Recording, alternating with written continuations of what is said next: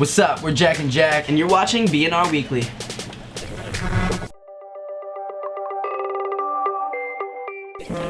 Hey guys, it's your girl Brooke Hummel here today with B&R Weekly. We're also here with the infamous duo Jack and Jack. How are you guys? We're great. How you doing? Good. So if you don't mind, I guess we're just gonna jump right into the interview. Yeah, of course.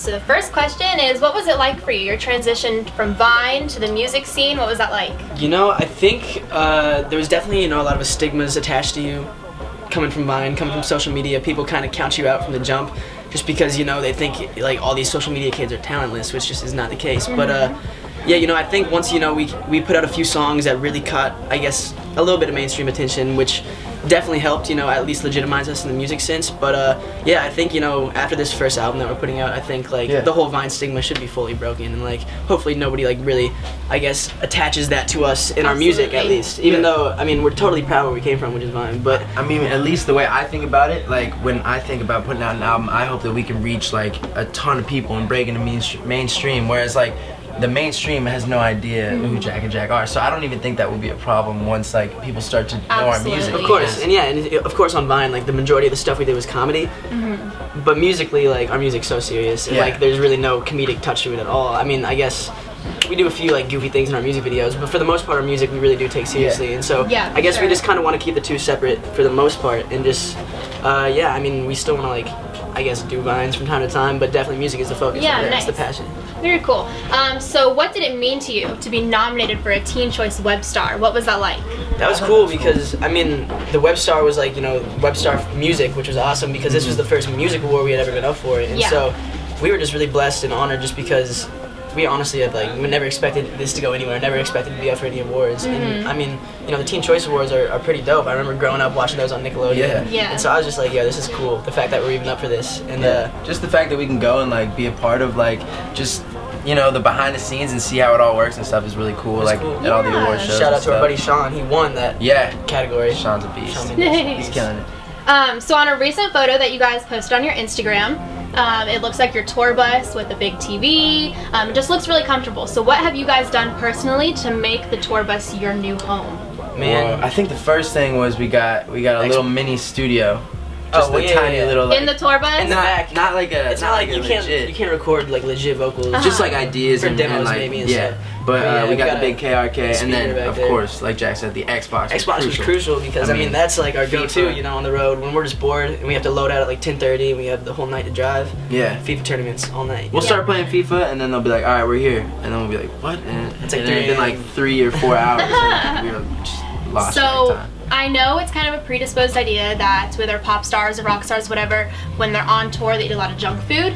So do you guys eat a lot of junk food on tour on the bus? Are you pretty healthy, or how do you think that works? I would say tough. Yeah, we try to keep each other healthy because before the tour we were yo, let's do this, man. Sit-ups every morning. Come on, let's hold each other. It's so hard to be in a routine on tour though. It's so hard because every day is different. Your schedule is different every day. So and then these girls sometimes bring us candy, Reese's Pieces and stuff hard like to that. resist. Yeah, what? Come on. We're going through our fan mail on the bus at night after the show, and then we just every other package is has box candy in it, and it's just kind of hard to resist. But that's awesome. For the most part, we try to cut it out and just be healthy, live a healthy lifestyle on tour. But it's tough. If you're a fan watching this, start bringing us celery, bring us apples, carrots, and don't let mangoes. It get fat. Come on, we gotta be fit for this job. That's awesome. So now this is a question for you. Has Madison been on the tour at all with you? Madison has been. Not any overnight thing or anything like that, but she came to our second stop in Anaheim, right by LA, and she just came to say hi because it was really close to LA. But she's gonna meet us in not Denver. What am I saying? We already played Denver. Denver was awesome. She's gonna meet us in Boston, which is our last tour stop, and that's actually her birthday. Oh, very cool. We couldn't figure it out, so I could be back in LA. So she came. And she's coming, and it's gonna be awesome, man. So how is it maintaining a relationship when you're always so busy and on the road? I would say it's definitely hard just because we're both busy. She's in LA right now doing a lot of studio stuff, getting an album ready and stuff like that. But and I'm I'm here and wherever here is, on the road, and it's just really tough. But I think it's easy when it's a genuine relationship and when the two people actually love each other and really care about the relationship, and you don't have a problem. Very cool. Yeah. Now, is there any love interest spiraling for you? JJ. Nah, no, Not I'm focused chilling. right now. Alba? Yeah, I just kind of what? Alba? Jessica.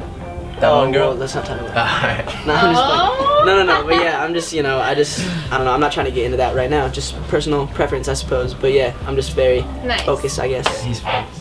So with me being a recording artist and very centralized in Charlotte, I have a lot of fans in Charlotte. I took to my Instagram account and I asked maybe people who were fans of you questions. So the first one is at bella.gk. She would like to know if you could do anything else besides what you do now, what would it be and why?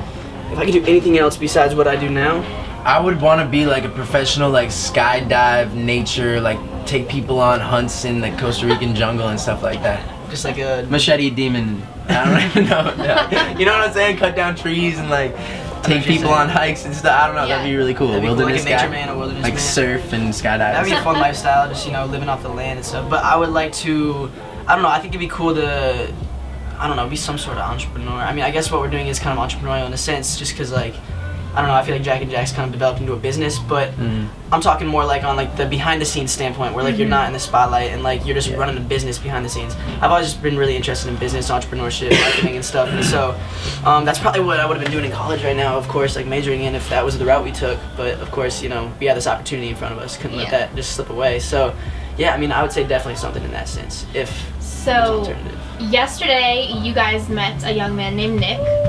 Nick Little. I don't know if you Nick remember or not. Little. Yeah, wait. He was at the 96. Oh, at the radio one. station. Yep. Of course. So I was like, wait, I didn't know that until I picked his question. So really? Little 16, he would like to know what is one thing you guys wish you could cure. Nick. Cure, I mean, Cancer. AIDS. Can I cut? I can't cut. Can I cuss on here? I don't know.